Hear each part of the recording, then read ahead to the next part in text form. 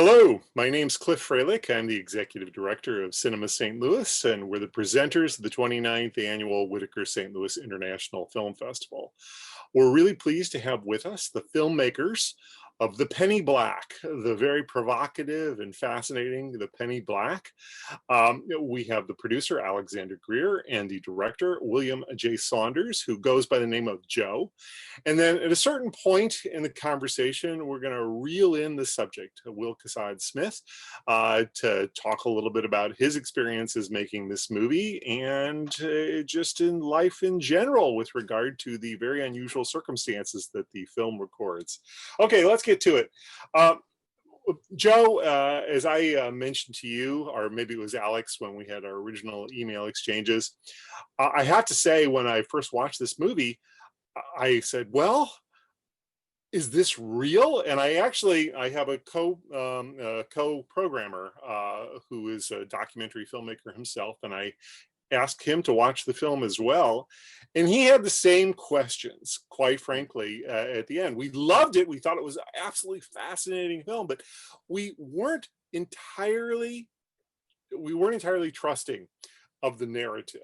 And some of that's built in. You do this deliberately to some degree, I think, but maybe you'll disabuse me of that notion. So anyway, let's unpack this. Apparently, you folks just stumbled across this by happening to be at a dinner where Will was also present and told this quite outlandish story that he had been given this collection of stamps worth putatively quite a bit of money by somebody who was essentially a total stranger. And then you guys decided, this is a film, we need to follow this. So take it from there. How did Will become convinced that this was something that was good for him to do? We can ask him that question too, but yeah, I'll let him answer that question because I'm actually interested in that answer myself.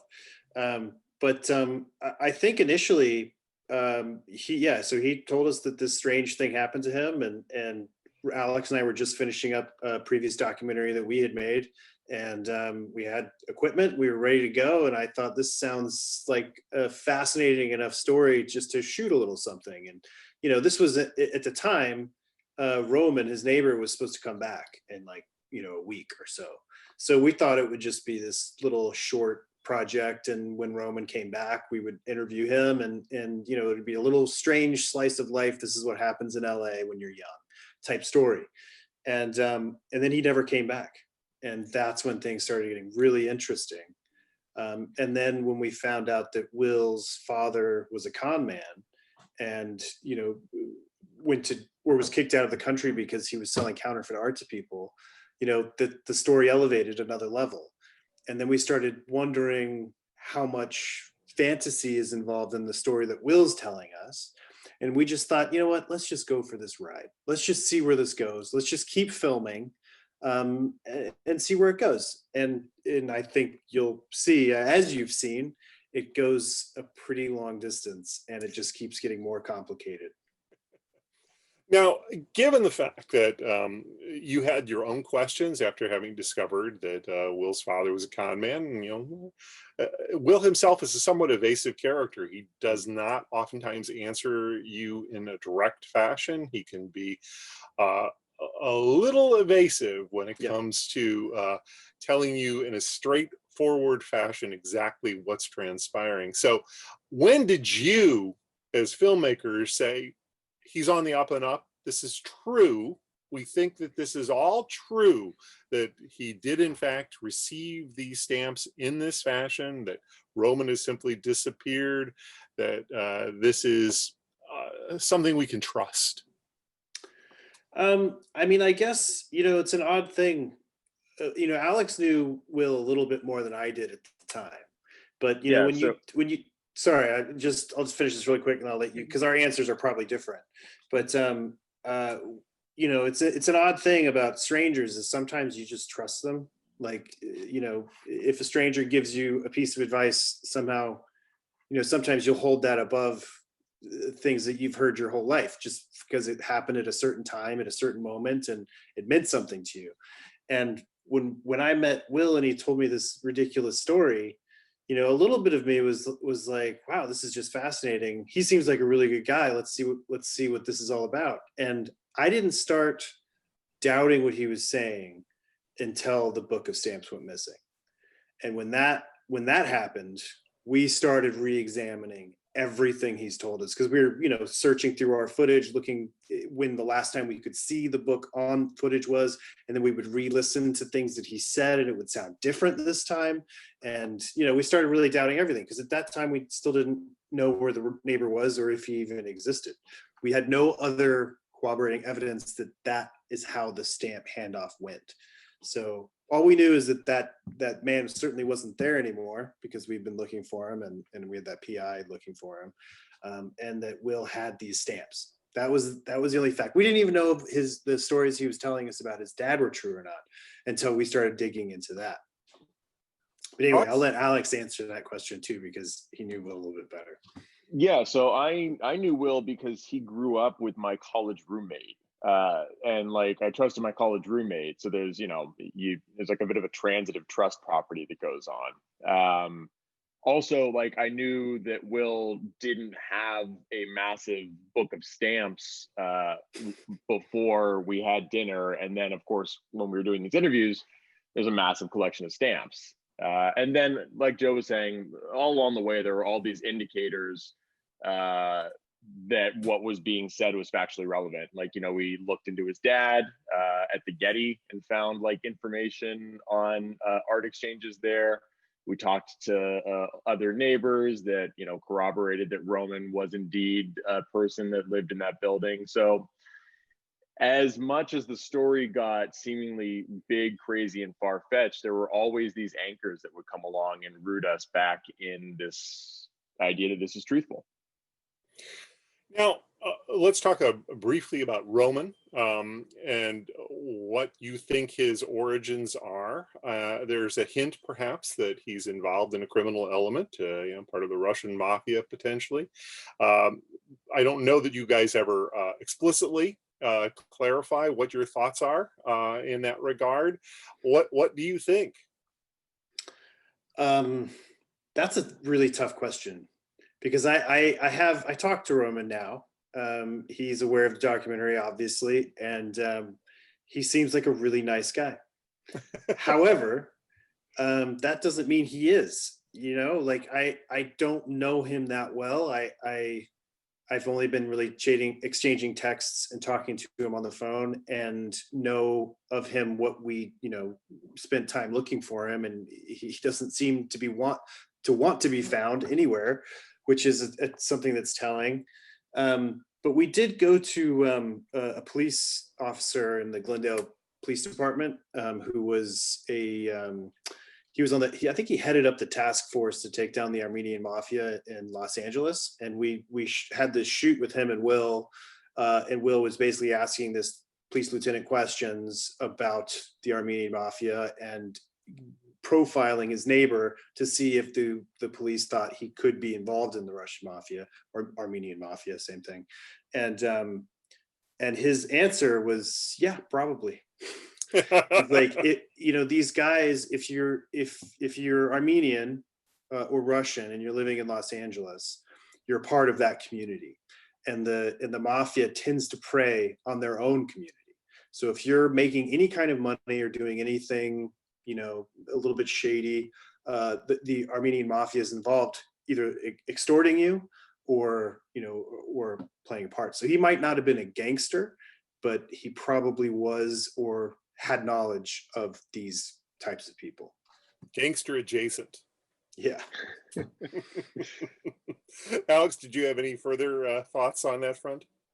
No, just what we were told by authorities.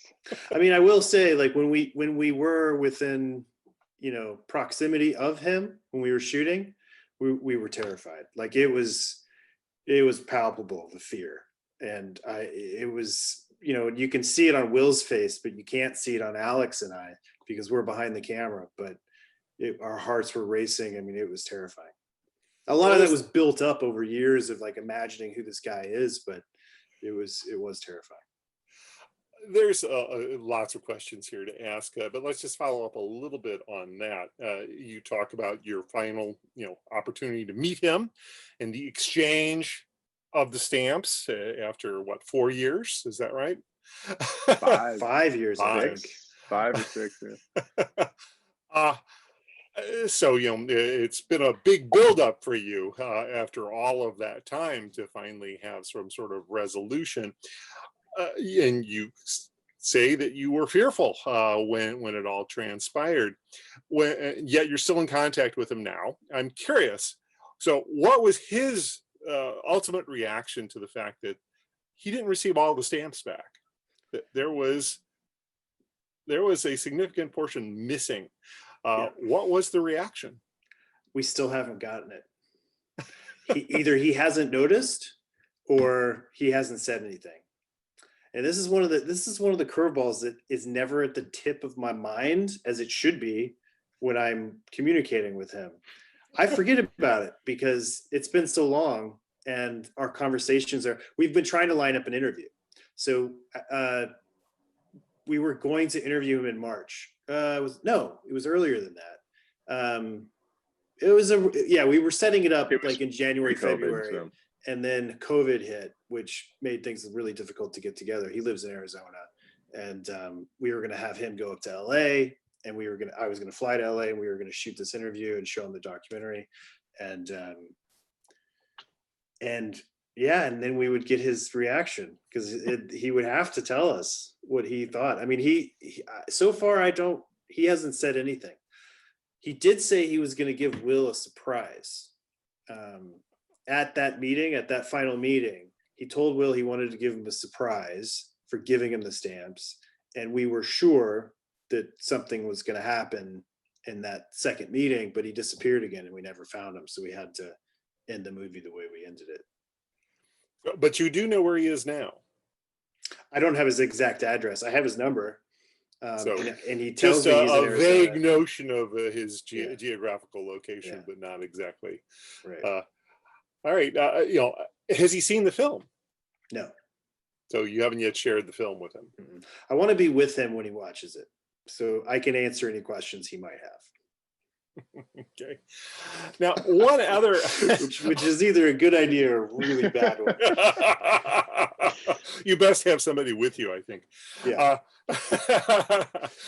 Another sort of odd tangent that the film takes is, of course, trying to locate the source of the stamps to begin with.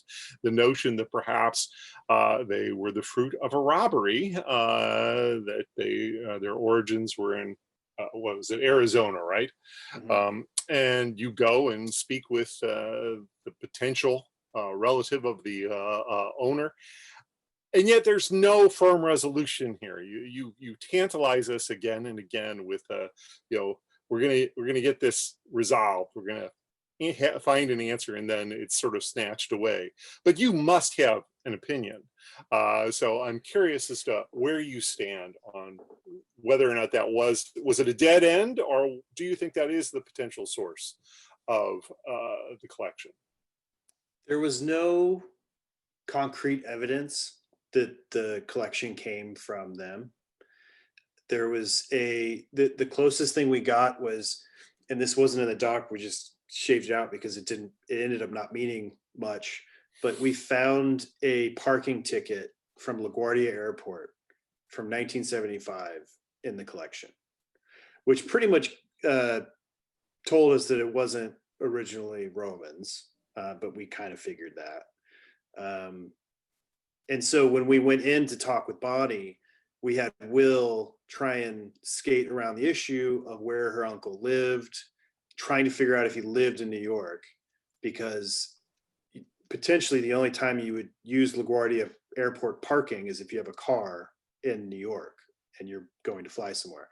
So he asked her several questions, and she was trying to figure out where he was going, and she was like, oh, he traveled a lot, he lived in a lot of places, and he got her to nail it down, like exactly where. New York wasn't one of them. And then he flat out asked her, did he ever live in New York? And she said no. And he said, okay. And then we kind of knew that they weren't his. Of course, that parking ticket might not have been his. It might have been a friend, and it just got slotted in there. I mean, the problem with this documentary, people like yourself and Alex and I want to know all the answers to all the questions that are proposed. Unfortunately, like, they're not there. Like, we got as far as we could with what we could do as filmmakers and as just interested people. I mean, we had to wrap it up at some point. It was 6 years running, you know, but there's I feel like there's a real I feel we reached exactly the experience that Alex and I had filming this and being a part of it.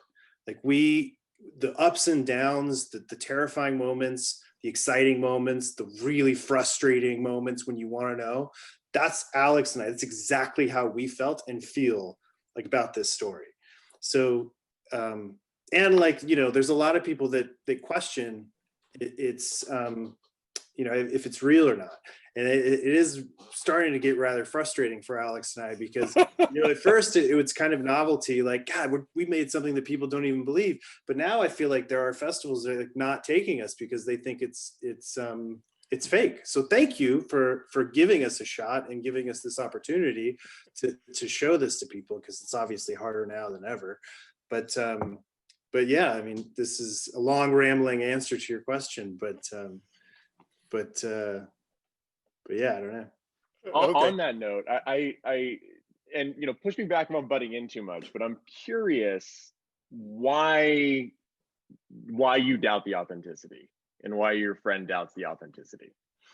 Part of it is the sort of outrageousness of the actual story itself, the fundamental narrative, this handoff of extremely valuable stamps to a total stranger. I mean, he has the most tangential of contacts, the total disappearance, and then absolutely no effort on the part of Roman to secure what is supposed to be quite valuable, and that you've obviously, you went through the steps to prove that there is value to these stamps, although I don't think you ever came up with a definitive figure as to how much it was worth, but it's clearly valuable. And then at the conclusion, again, well, not even at the conclusion, midpoint, the stamps disappearing, the book, and the absolute lack of clarity as to what might have transpired, and Will's real evasiveness when it comes to answering your questions. This seems like a pretty fundamentally important thing to mislay.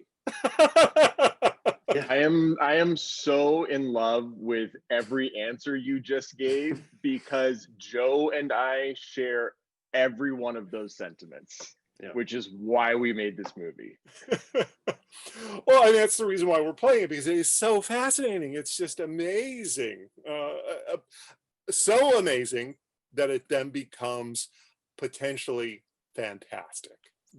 And so, you know, it's one of the attractions of the film, but as you correctly note, from a documentary programmer point of view, it raises so many red flags that you have to, as a person who's doing the programming, have to, okay, love the movie, but do I put it in the doc slot, or do I, you know, have some sort of hybrid where because I'm not certain. Do I call it a quasi narrative? So I think you're going to be encountering that again and again. It's not a fault of the film necessarily, but it is a, you know, it's not a bug. Well, you know, it's funny because Alex and I were just talking about this recently at the last festival we played at. And, you know, we were talking about this very thing, and we actually went down the conversation of, should we re-edit this to make it seem more real? But then, like, we're like, why are we even having this conversation? Like, why would we need to go back and re-edit a documentary that's real to make it seem more real? Like, anyway, but should we involve Will at this point? One last question before we bring Will into it, because this involves your attitude toward Will and the missing book of stamps. you again, I suspect, have your own thoughts as to what might have transpired, whether this was something that was totally benign. Hey, shit happens. Somehow it disappeared. Who knows? Maybe it'll turn up at some point. Seems unlikely at this stage. But there's also the thought maybe Will cashed it in. And he's exploiting this in some fashion. You even have a couple of shots, obviously. You know, he lives in these less than stellar apartments and things like that, which isn't unusual in LA because everything's so outlandishly expensive. But he's driving a nice car. He's in a boat. Where's that come from? And you know, it's like, oh, his mom gave it to him. Nonetheless, the boat store is where it comes from. Yeah, ultimately that's true. So anyway, what are your final thoughts before we bring Will in to ask him about his experiences as to, you know, was this just a shit happen thing, or do you still have your doubts that perhaps Will was not telling you the truth and that he in fact cashed in those stamps? Alex, you go first. You always ask me to go first on this one. Do I? I'll go first. first. I can take it. I always feel like I'm doing all the talking, so I want you to be involved. I'll do it. I'll jump in. Okay. I don't know. I really don't know, and that's not for lack of trying to figure it out. It's just total ambivalence. I'm being pulled in absolutely both directions. Because like we've said, I've known Will longer than I know Joe. And so there's that element of there's no way that somebody you know would do something like this. But you also then learn a lot about a person that you didn't necessarily know about when you put a camera between the two of you. On the other side of the coin, like I feel, well, no, I'm gonna flip it over to Joe at that point. I have two things. One, I don't know what happened to it. I am just pretty. I'm more sure that somebody like Will, somebody who's as smart as Will, and with the other factors involved, the fact that we have the rest of the collection, I don't see him losing it or like losing track of it. Like that seems the most confident I can be about where the stamps are. I don't think he just like lost them. The second thing is, I don't really care. Like the end of this movie, there's something really, really nice about it. It is frustrating because you want to know. But there are so many unknowns in this movie, as you laid out. And somehow it's like, it still draws you in and it's compelling and interesting. And yes, if it was a fiction film, like those would have been tied up and nice and neat, but there's something really nice about him sailing off into the LA harbor and not like going, oh, he definitely took those stamps, but then being like, but did he? Like, I don't know. Like, who is this Roman guy? Where did he go? Like, what was his, like, I don't know. There's something really nice about ending a movie in that kind of place. And so that's why I say I don't really care. All right, well, good. So let's see if you can bring Will into conversation at this point, and we'll see if we can have bring this thing home with having Will weigh in on his experiences being a documentary subject. So yeah, he should be coming on soon. The image I have for Will on my phone is the one of him on the boat.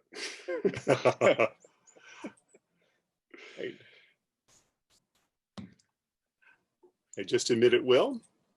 I see his name. He's connecting to audio. Oh, hey, you Will. shaved your head. Yes. Hi, Will. Thanks for joining us. My name's Cliff Freilich. I'm executive director of the festival. So we just had a chat about the movie in general, and now we want to hear from you as the subject of the film.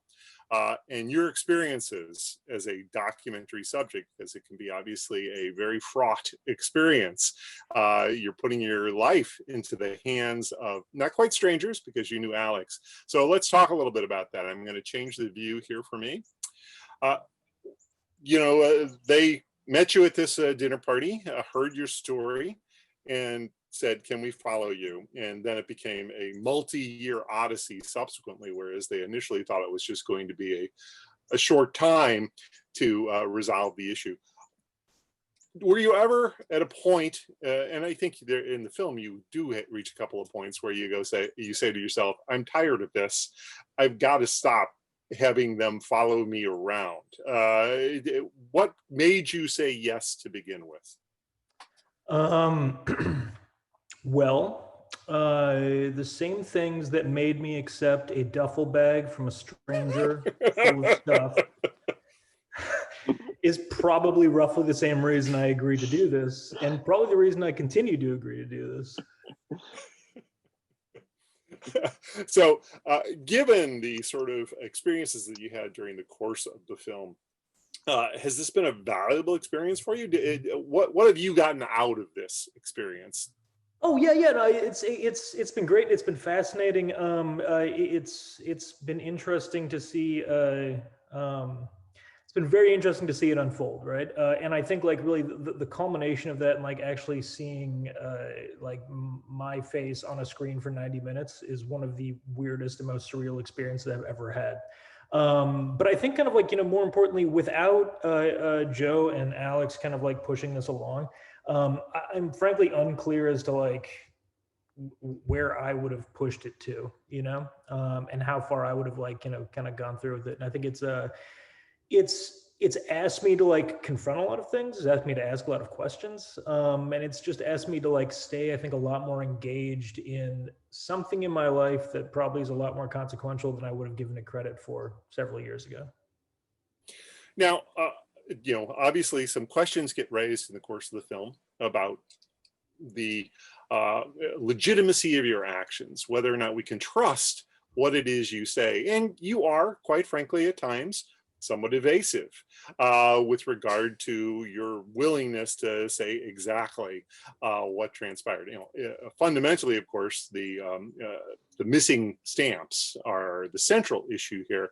So I'm just curious whether or not, we all as viewers now have reached our own conclusions, but do you have any thoughts that you'd like to share with regard to, and maybe you don't care whether people believe you or don't believe you, but what fundamentally would you tell the viewers who have just watched the movie to say, yes, I can be trusted, they just disappeared, I don't know what happened, I really don't know.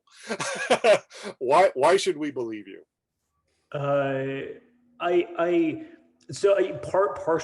Partially, your first statement was right. I don't really care. I don't, you watch the movie, you can make up your own mind about these things.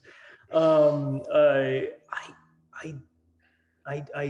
have no real like evidence to give you around it. You just got to believe me that like, it's not in my, I wouldn't just go and steal a random kind of like book of stamps. And then I think I wouldn't take a book of stamps and then continue a documentary to just be filmed around me while I hid this book of stamps. I'd have to be pretty damn sure that they were worth a tremendous amount.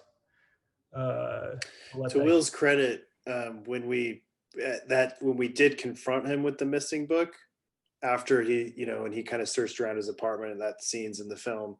And then he was a little dismayed and thought, the only two possibilities were it got thrown away or his girlfriend took it. I remember you sat on your couch and you were sitting there for a while, and then James asked you, what's your best guess? And you looked up at me and you go, you guys took it for some kind of plot point. And we actually, Alex and I had talked about that going into that shoot, thinking that that's exactly what you were gonna think. But I do like thinking about this from your perspective and giving you the most generous read of this, that like you did just accidentally leave it somewhere. And I'm thinking back on like, all the stupid mistakes I've maybe made of like putting inconsequential house stuff somewhere. Not that this is inconsequential, but I'm imagining being in your position and having something that I misplaced like 7 years ago still being discussed like on the regular. Well, there's a documentary made about it. It's going to be discussed for a while. I assume you guys are just going to sell that book of stamps as merch at some point. Now, one of the things that happens, obviously, because Roman disappears and you have no real notion of how to track him down, by becoming involved in the film, you're forced on some levels by the filmmakers to continue to search for Roman and then finally give those stamps up. If you were on your own, if the film had not been made and you were, Roman had disappeared, you still had these stamps in your possession, nobody, he doesn't know how to find you. What would you have done? Would you have kept them? Would you have given them in some fashion to somebody else? Would you have cashed them in? What would have transpired? Have you thought about that at all? It's a good question. It probably would have gone one of two directions. I probably would have either just like kept them in a closet and forgotten about them for a while, or else I would have we tried like dropping a letter right to his apartment under like a pseudonym and tried to like get in touch with him that way. If I'm being totally honest, I probably would not have like expended the time and energy that we did on this documentary to try and get those stamps back to him. They would probably be sitting in a closet somewhere. Now, having turned over the portion of the stamps that you still had, but knowing that it wasn't a complete set, do you have any particular fear at this point that Roman would say, hey, what happened to the remaining stamps? This guy has done something fundamentally bad to me and I've got to do something about it. Do you have any fear on that front? So I don't now. I definitely did when we came time to we got back in touch with Roman and we figured out like a time to actually go and get these stamps back to him. I was certainly worried that he would flip through those things and be like, we're short a book. Where's that other book? Because I don't have a good answer to that. Right. I just we lost it. Sorry. I don't have this thing anymore. So that was concerning. At this point, no, I don't think so. Are you nervous for him to watch the documentary? Because that will certainly reignite his memory of everything. Yeah, that's true. I'm fascinated to see what happens when he watches that documentary. Do you want to be there? What's up? Do you want to be there? Sure. All right. Well, there's a potential sequel. Well, here he's coming in right now. We're going to bring him in on the There's a potential sequel in the works here, or at least a revised cut of The Penny Black, which would be no doubt fascinating if it ultimately is realized. I also want to mention to you guys that when I watched this film, that I thought it was ready for Netflix, that this would be a film that they would really heartily embrace, that this would be a film that would play really, really well to the sort of insatiable need for content in Netflix, and also people's fascination with colorful stories that are grounded in reality but still seem a little surreal. So where do you stand with regard to where the film is? I mean, COVID-19 and the pandemic has obviously thrown a big monkey wrench into any plans to get the film out there beyond the festival world and even the festival world. So talk a little bit about where you hope to go. Well, I mean, I wish you worked at Netflix. That would be amazing. I mean, I think that's the goal for anybody making an independent film right now, is to get on to one of those streamers, Netflix, Amazon, Hulu, HBO Max. That's kind of the goal. I don't know. I mean, we definitely, you know, we have a sales agent and we took it out to a lot of different people pre-COVID. And you know, it's kind of running the course, and we have a few offers of distributors that are more digital distributors that would take it to a Netflix or something and try and get a licensing deal, and that would kind of be the top that we could get with them.